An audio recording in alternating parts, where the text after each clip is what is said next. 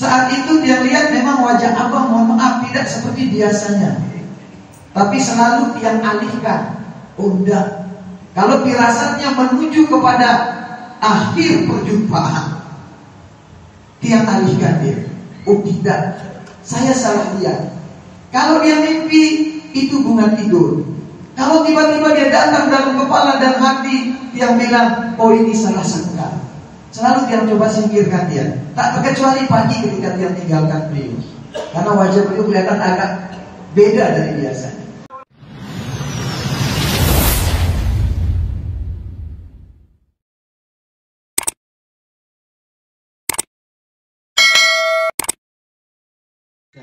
Waktu kemarin pemakaman, yang tidak bisa menyampaikan banyak kepada peluru tentang perjalanan tiang dengan Abah Tuan Guru Haji Muhammad Mustiadi Abah, karena akan sangat lama jadinya pemakaman ini, apalagi disertai dengan hujan.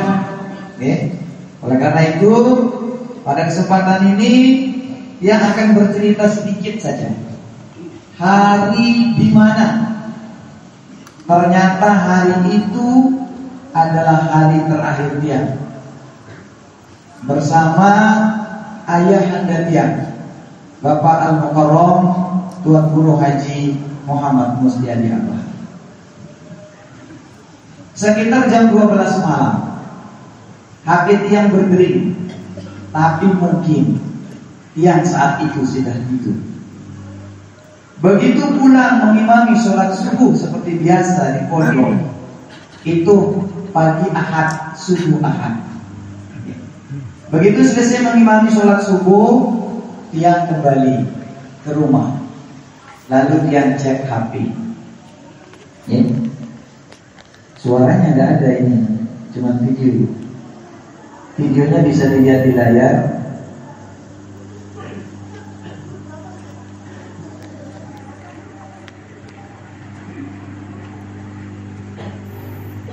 Suaranya kedengaran enggak?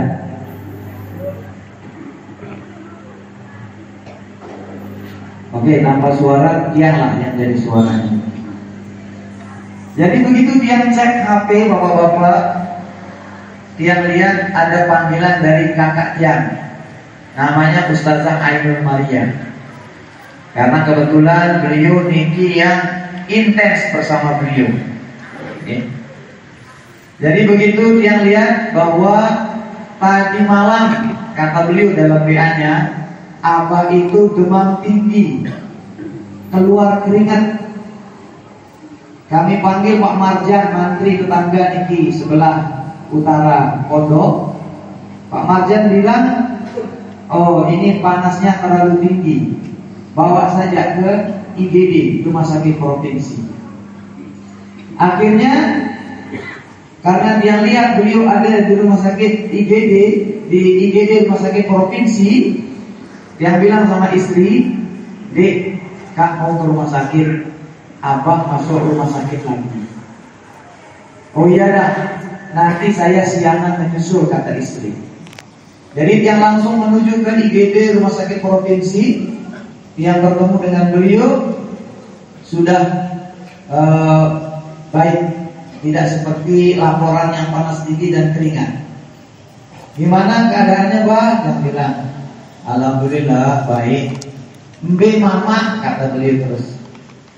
Langsung dia bilang, makin tiang jauhan pelinggi, dia langsung balik lagi.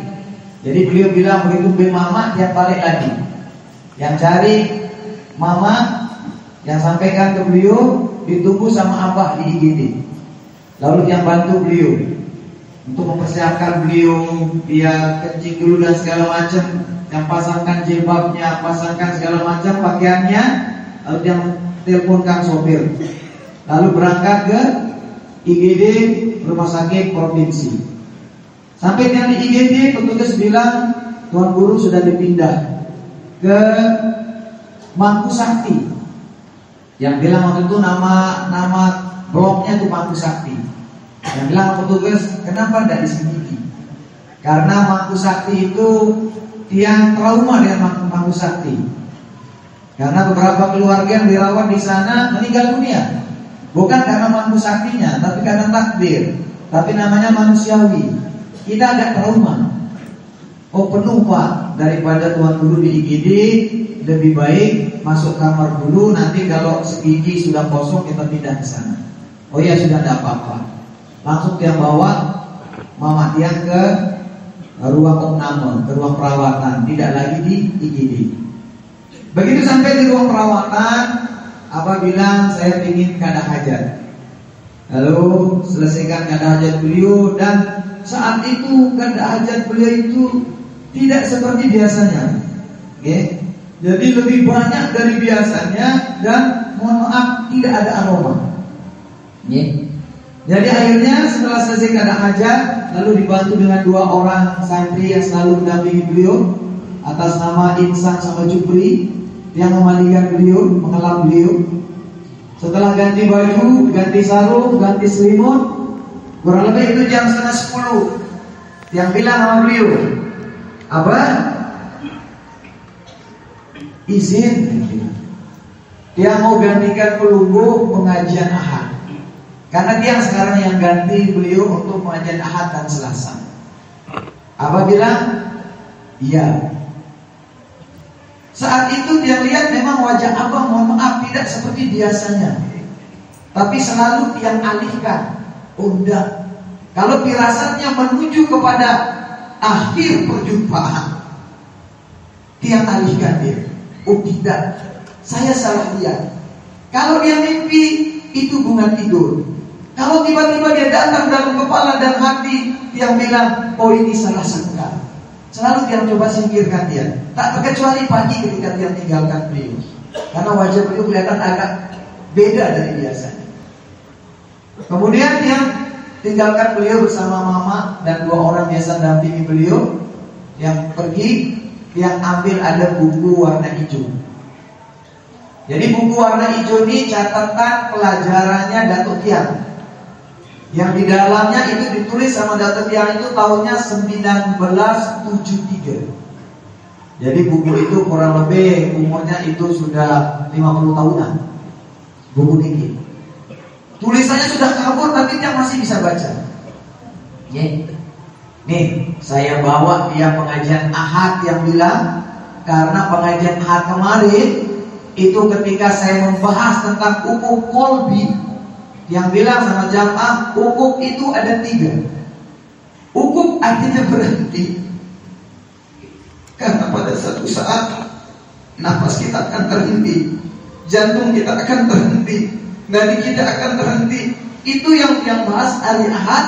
Ahad berikutnya Abah meninggalkan kita. Pas pembahasannya tentang ukuk kolbi, ukuk zamani sama ukuk adami. Ada yang nanya sama dia, Al-Mukarram, saya tidak pernah dengar Datuk maupun Abah membahas 3 macam ukuk. Hanya pelunggu yang bahas ukuk itu ada 3 kan? Nah itulah makanya yang berpikir, besok saya bawa aja buku catatan Datuk saya kan? Jadi Ahad, di mana hari itu ditinggal yang sama Abah, yang bawa lah buku itu pengajian Ahad. Lalu dia bilang sama jamaah waktu itu, jamaah, buku ini buku catatan Datuk. Ketika Datuk meninggal dunia, Datuk bilang sama Abah, mesti pelihara buku ini.